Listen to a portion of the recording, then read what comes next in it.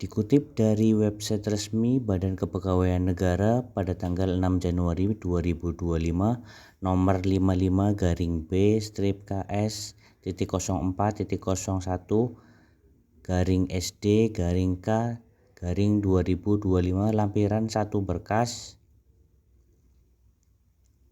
hal penyesuaian kembali jadwal seleksi pengadaan pegawai pemerintah dengan perjanjian kerja tahun anggaran 2024 tahap 2. Yang terhormat pejabat pembina pegawai instansi pusat, 2 pejabat pembina pegawai instansi daerah di tempat. Pendaftaran seleksi P3K tahap 2 kembali diperpanjang hingga 15 Januari 2025.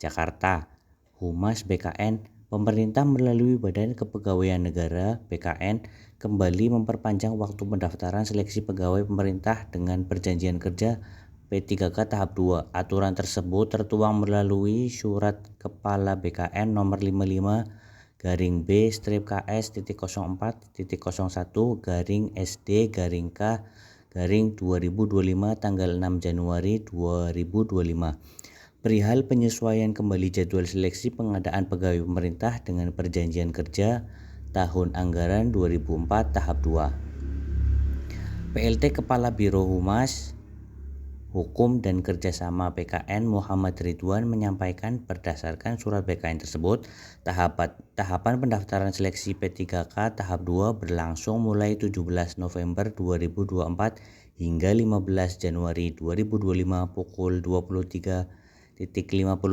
WIB.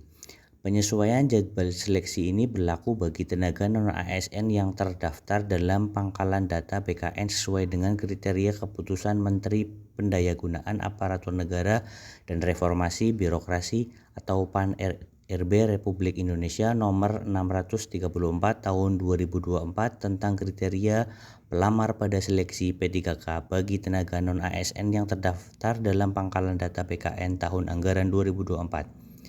Maupun bagi tenaga non-ASN yang aktif bekerja di instansi pemerintah, termasuk lulusan PPG untuk formasi guru di instansi daerah, terangnya Senin tanggal 6 bulan 1 tahun 2025 di Jakarta.